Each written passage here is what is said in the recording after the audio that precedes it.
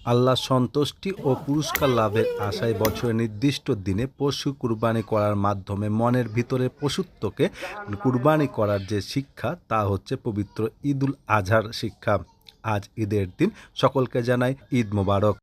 গ্রামীণ জীবনধারায় এই দিনটি অন্যরকম এক বার্তা বহন করেন।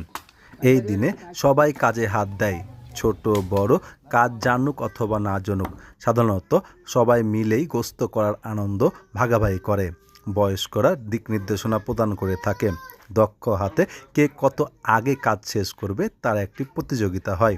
কাজ শেষে ভাগের ভাগ করা হয়। 7 ভাগে 1 গরু, সবার জন্য আলাদা আলাদা ভাগে সমান মাপে মাপ করে তারপরে যে যার মতো করে গোশত নিয়ে যায়।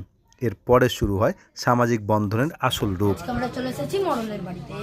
এবার ঈদের যারা কুরবানি দিতে পারেনি তাদের জন্য এখানে গোশত ভাগ করা হবে। তার জন্যই এই জামাতের আয়োজন।